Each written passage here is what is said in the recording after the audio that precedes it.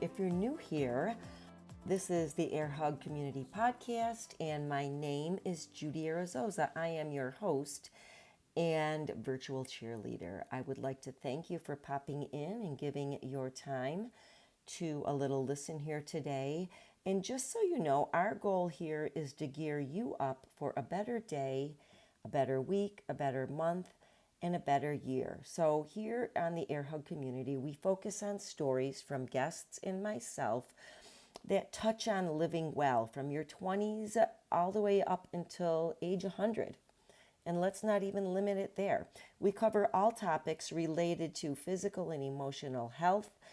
And a lot of the topics we cover are generated from Q&A sessions I have with my clients and also with conversations that I have with my BFFs on our walks that we love to take to stay connected. Well, hello, awesome audience. Welcome back.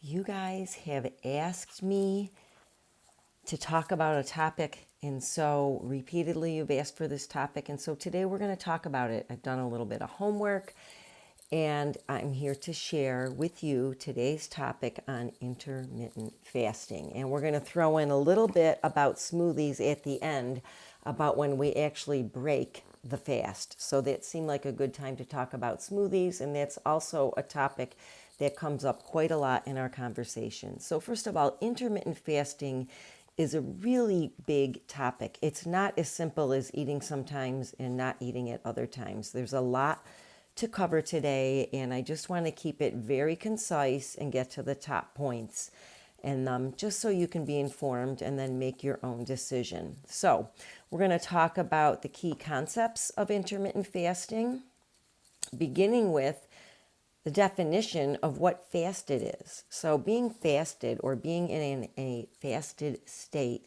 is a metabolic state that the body enters after 8 to 12 hours of going without food. So this can be healthy for some people. There can be a very nice sweet spot, no pun intended.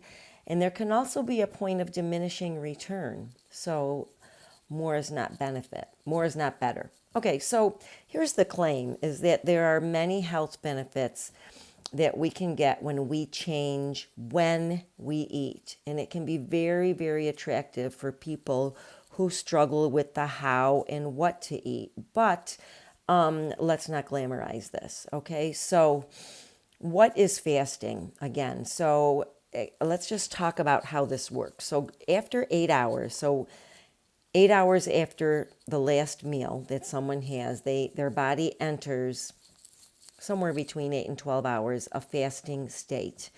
And so it begins to gather fuel from internal sources. At the 12 to 48 hour mark, the fuel mostly comes from glycogen, glycerol, fat, and ketone bodies versus, freshly digested food. At the 48 hour mark, the body processes begin to downshift. And at the 72 hour mark, the body uses stored body fat exclusively. So here's the big question. Is intermittent fasting healthy?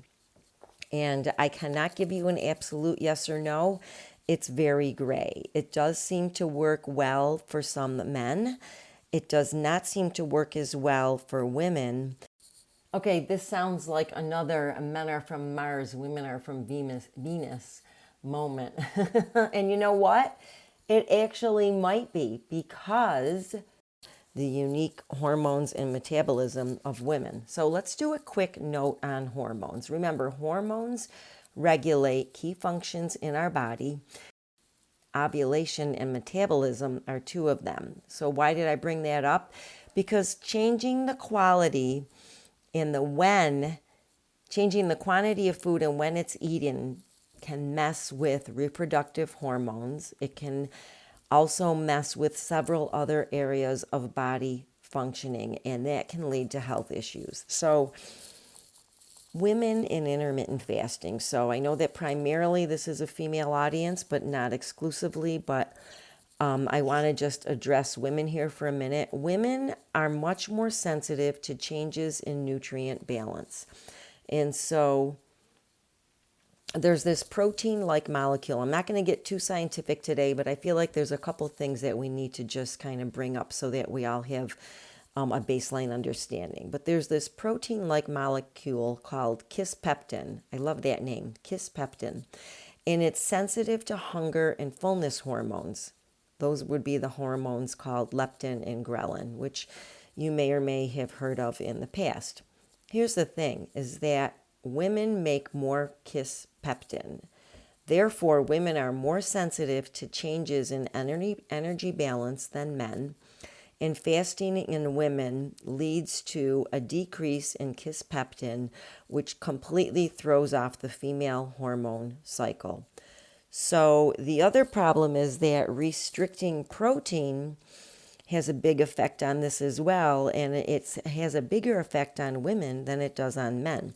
And women in general eat less protein than men, and women who fast in general eat even less protein, which this can be a problem with fertility. And we just have to remember that a note about estrogen. Estrogen is important, and it's more than just important for uterine and reproductive health. So there are estrogen receptors in our brain, in our GI tract, and in our bones. And so if we change estrogen, we're likely to change things like our mood, our ability to think, our digestion, the effectiveness of our recovery, and the effectiveness of bone formation. So these are things that we have to take into consideration when we think about fasting. So in the brainstem, estrogen modifies the peptides that signal fullness and hunger, which is why I'm bringing this up. In the hypothalamus part of the brain, estrogen stimulates the neurons that stop the production of appetite regulation.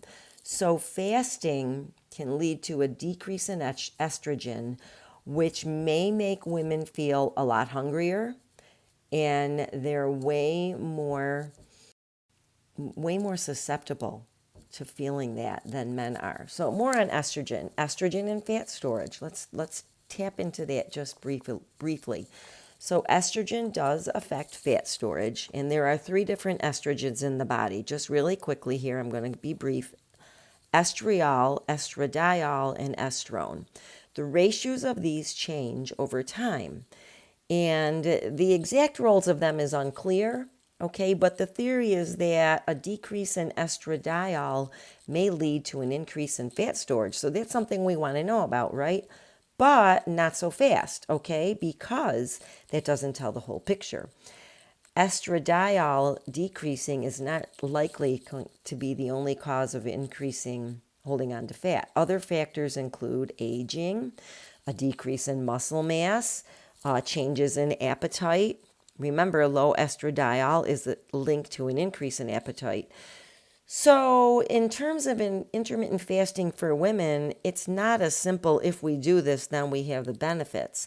The female body has so many sensitivities to changes in energy balance. So we have to keep all that in mind. Unfortunately, right, it's just not as easy as eat now and don't eat later or whatever. So we just want to keep that in mind, which is a big reason why I actually agreed to research this and share this with everyone. So intermittent fasting might decrease estrogen, and a decrease in estrogen may increase appetite and fat storage. And so it's just going to make it a lot harder and less effective in general for women.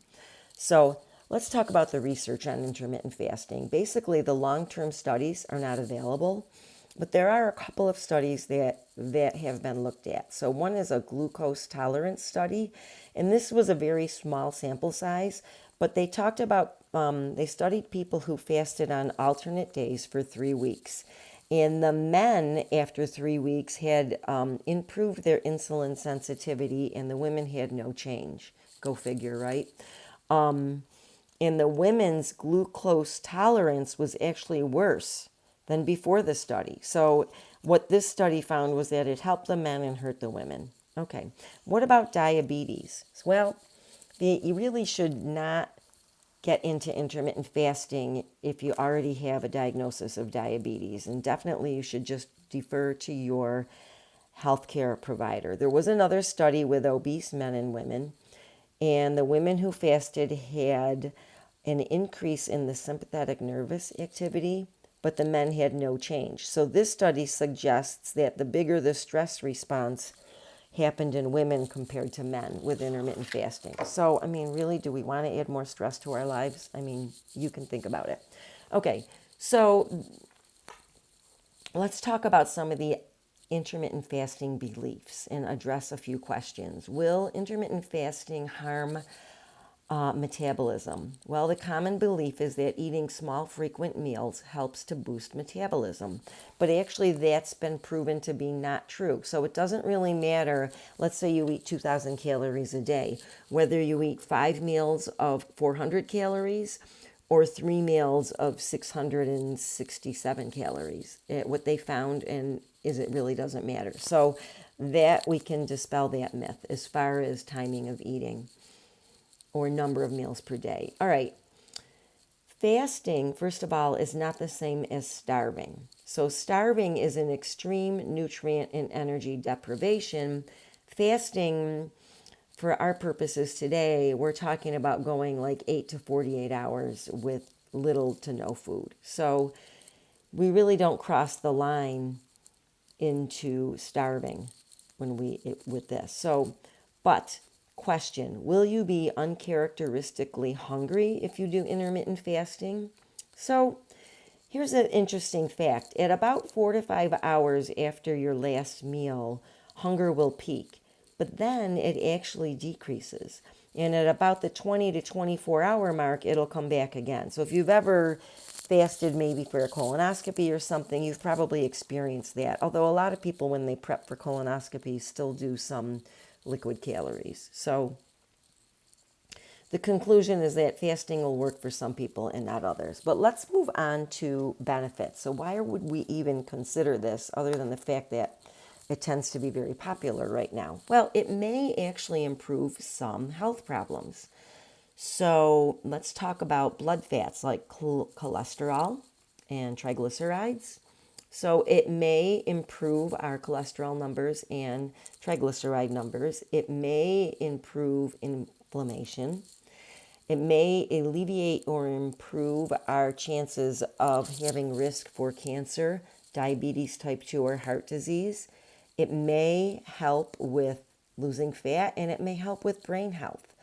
But if there's room to improve, we may improve a bit. But if we're generally very, very healthy people, or even healthy people, we actually might not see much of an improvement over what we're doing already. So, and going on too long in a fast can actually reverse the benefits. So there is a point of diminishing returns. So let's talk quickly about a few of these things. Slowing aging. Well, we're not going to go into the science here, but on a cellular level, doing an intermittent fast may actually improve aging on a cellular level. So let's leave it at that. All right. How about brain health? Well, again, intermittent fasting may actually help with decreasing inflammation, and it may help with insulin and glucose regulation. And all of these things can actually help to slow brain cell aging. And there's other actions as well. All right. What about the reducing our risk for type 2 diabetes? So first of all, if you already have type 2 diabetes, you really need to just work with your medical health care provider and not try this on your own and just flip off this podcast now, all right? But if you're worried about your risk for type 2 diabetes, there may be some benefit because there may actually be some help there. What about reducing our risk for cancer? Well, fasting alone is not recommended, but there might be some benefit actually because there may be some slow in cell growth. And so maybe if with a tumor cell that is possibly there may slow growth. But the thing is, it's just, we're not really sure what the benefit is. You know, theoretically that seems like a good idea, but we don't know for sure. So what about intermittent fasting with heart health? Well, Again, the markers for inflammation, including C-reactive protein, may decrease with some intermittent fasting. Our cholesterol and lipid profiles may improve. Specifically, we might have lower LDL and higher HDL, which is kind of what we want. And also heart rate and blood pressure may improve. But again, it's all a may thing. There's no guaranteed here. So it's not strict across the board. So intermittent fasting may also help with fat loss. And when we talk about losing weight, we want to make the distinction here between losing weight and losing fat. So we really want to lose fat and not, vital tissues. So we have to keep that in mind when thinking about these approaches. And also the universal approach of eating less than what you need still stands to reason, right? Take in less than what you put out. You want to be in an energy deficit if you're trying to lose fat, okay? So, and remember, some fat is good, and women definitely carry more fat than men, and we're supposed to carry more fat than men. Okay, so weight loss can be a benefit of intermittent fasting, possibly. It also may help to preserve our metabolism and keep cravings at bay, maybe. But it can also disrupt our hormones. It can very much lead to overeating, especially in people who are obsessed about eating or have some kind of fear about eating and that scarcity mindset around eating, and generally more in women than men. So it's not necessarily better. It does teach us that hunger is just a feeling and not an emergency. So that's actually kind of a good thing. We can learn that we can actually be hungry and sit with it. And actually it does go away after a while. So how about the cons of intermittent fasting for fat loss? Okay, well, there's this term called hormesis effect. Hormesis effect. And what it basically means is that a little shot of a disruption to our stimulus, like maybe a workout, has benefits, or maybe like a little bit of fasting. But sustained intense disruption actually doesn't work really well. So with fasting, we have to be careful that it's not too harsh and not too long. So we need to think about that, especially in the presence of other stressors. Again, women are more sensitive than men to nutrient restriction, and we have to worry about appetite disruption. So if we decrease our food and or body fat over time, right, we're going to have a shift in our satiety and a shift in our nutrient sensing. And what this is going to result in is feeling more hungry and less satisfied over time. So I don't know, that just doesn't sound like a good way to be, right? Because at some point we're going to have to cave in if we're always hungry and not satisfied. So if you train hard, if you restrict nutrients, if you struggled with disordered eating, and if you have a lot of stress in your life, then intermittent fasting is probably not for you. So let's talk about schedules anyways. Let's say maybe you want to try this anyway and just see, you've heard a lot about it, blah, blah, blah. Okay, so schedules. Well, first of all, there's no one best schedule. I think you really have to match it to your individual body, to your individual lifestyle, to the stresses that are there, and to what you can actually live with. So you have to look at the big picture. So let's talk about some of the different schedules. I'm going to list them and then we'll go back and talk about them. There's the eat only when hungry schedule, the skip a meal schedule, the 5-2 ratio, fasting 1 to 2 days per week or alternate day fasting. And then there's time restricted eating, or the OMAD, or 1 meal a day plan. All right, so I'm going to go back. Eating only when hungry. Who is this best for? This is best for beginners, athletes, people who exercise light or moderate in intensity, people who are uncomfortable with extreme hunger, and people under extreme stress or a lot of stress. And this is also probably the one of the only options for people who rebel with extreme rules. So it may not offer all the benefits of some of the other methods of intermittent fasting, but there you have it. And basically that is what eat only when hungry is. You basically delay your first meal of the day until you're hungry enough to have it. Okay, now let's talk about the skip a meal strategies. Who is this good for? Beginners, light to moderate exercisers, and those who are uncomfortable with being hungry. So, and it is just what it sounds like. You will skip a meal. Maybe you skip breakfast, or maybe occasionally you'll skip another meal at some point in time. All right, the 5-to-2 ratio. Ooh, first of all, what is this? All right, so basically it's 5 days a week you eat normal, and 2 days a week you restrict your food to 20 to 70% of your normal amount. So it's not, you don't not eat for 2 days. Okay, you just eat much more restricted for 2 days. Who is this good for or best for? Light to moderate exercisers, people with increased stress, and people uncomfortable with being hungry. A tip for anyone who's doing this is you want those meals on the 2 days that you restrict to be mostly protein and vegetables so that you can thwart off hunger. All right, what about fasting 1 to 2 days a week? Who is this right for? Light to moderate exercisers probably would be the only people.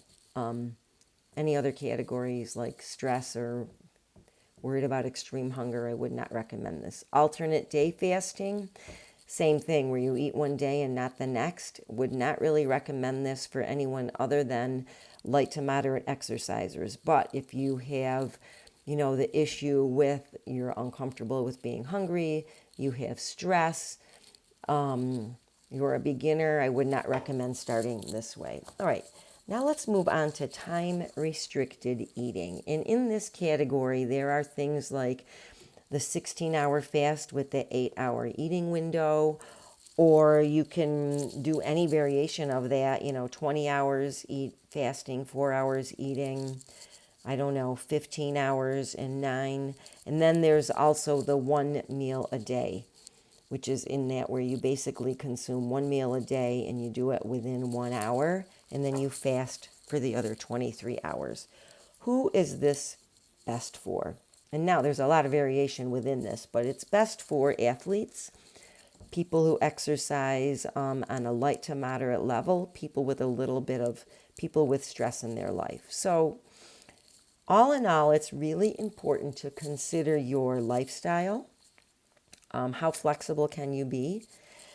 And one way to get into this, before I get too far, is to say if you're starting out, maybe with time-restricted eating, you might want to gradually close up your eating window and open up your fasting window and do it over several days. You're not going to really, if you're normally, eat all day long and graze, you don't want to jump into a 16 and 8 because it's probably not going to work out very well. All right, so a fasting schedule, this is a really important point. And if you get nothing else out of this talk today, I want you to know this, that no fasting schedule will make up for a nutrient-poor diet. It's always, always, always important that we make sure we hit our macros, which remember are proteins, fats, and carbs, and that we hit our micros, things like vitamins, minerals. We want to hit our fiber every day, and we want to stay hydrated. Those things matter no matter how you're eating and when you're eating. So what I would suggest is if you want to experiment with fasting, give it a try, pay attention, and see how you feel. You really need to pay attention to how your body feels. So pay attention, are you exhausted? Are you having trouble making it up the stairs to go to bed at night?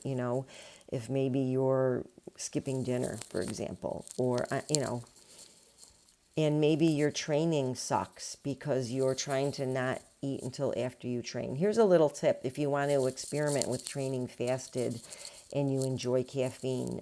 Having some caffeine can actually help get through your workout if you're trying to delay your first meal until after. However, if you're putting calories in that caffeine, then you have broken the fast. So I've had a lot of people tell me, well, I do intermittent fasting. I don't eat lunch till my first meal till like 11 a.m. or noon, but I have coffee, when I wake up. And so I say to them, well, what do you put in your coffee? And they're like, oh, well, I just put a little cream in. I'm like, well, that was your first meal. Okay, because you're getting an insulin response. So, and it's not bad or good. It's just, I want to make sure that you understand that that's not a fast. Okay, so let's talk about planning the breaking the fast meal, because first of all, if we don't plan it and we're hungry, we can end up overeating. You don't want to like have that first meal happen and like scarf down an entire pizza, for example, because you haven't planned on it. So one nice thing that you could plan on for the breaking the fast meal, whatever time of day it is a smoothie. And smoothies are something that people ask me about all the time. So I'm going to talk today, and this might be the first time you've heard me say this, about cold smoothies, which I think most people are familiar with, but also with hot smoothies. So the first thing I'll say is plan it, especially because it's our breaking the fast meal. So my suggestion would be, and this works very well for myself and for my clients, is that we pre-measure out the dry ingredients and have the wet ingredients on hand, possibly pre-measured, so that when it is time to have that meal, it's a matter of dumping them together, blending, and eating. Okay, so cold smoothies traditionally are made up of a protein, which could be a plant or animal, some fruit for carbohydrates, some leaves, and possibly some good fats. Now, if this is a post-workout meal, we want to keep the good fats to a small amount, because if it's laden with fat, with a lot of fat, and I don't have a percentage for this, you really just have to work at it, but if it's got a lot of fat in it, it's going to slow down the digestion. And if you're having this post-workout, you want to digest this meal quickly so that you can get nutrients to your muscles so they can recover. Makes sense, right? Now let's talk about what a hot smoothie is. So one example of that would be proats, which is basically protein and oats. But really, it doesn't have to be oats. It's some kind of cereal, hot, with a fruit combo, optional. So you want to have that cereal fruit combo to equal the amount of carbs you want for that meal. And then you would add to it a protein. And that protein could be a protein supplement like a protein powder. It could be eggs or egg whites. And then again, a small amount of fat. And if it's post-workout, we want to keep that amount small. So an example of proats might be an oatmeal fruit combo. This is something I'll do, and I will prep this the day before. I will throw in my little mini blender the amount of oatmeal I want, the amount of fruit. I do actually throw in some leaves and water, and I will let that sit overnight. So it's kind of like overnight oats. Berries work really well here. Blended or mashed butternut squash works really well here. You can use your imagination, really. And then what I have found that both egg whites and or protein powder work great here. And I will take all of those things. The day before, I'll do the wet ingredients. But I do actually put the cereal in with the fruit and the water and the spinach, believe it or not. And then I will add the protein powder or the egg the day of, put it in a blender, then scoop it into a bowl, pop it in the microwave, and it kind of comes up like an amazingly delicious porridge, I guess you could call it. I know that sounds really weird, but I find if I use a very mild leaf like spinach, I really don't taste the spinach. So, and my favorite thing to add to smoothies, hot or cold, just because having acid, there are benefits for our digestion, is I add some vinegar, but I also love the sweet tart flavor of that. So I usually will add in a splash of Whatever balsamic vinegar is my favorite at the time, or it doesn't even have to be a balsamic vinegar. So I just wanted to pop that in there at the end about breaking the fast, because you want that meal to be delicious and satisfying and also adequate without being too much, because again, some people can have a problem. And for women, I want you to tell you, it's not all in your head, right? That hormone shift can actually make you more hungry and less satisfied. So you really want that post-fast meal to be just the right amount of food, and satisfying. So I don't know how you feel about this. I really think it's very, very individual. You really just have to try it. But again, let me just remember to tell you, if you're diabetic, please don't do this without consulting your medical healthcare provider first. And if you are considering it, my suggestion would be is to keep a little journal and take notes and see how you feel.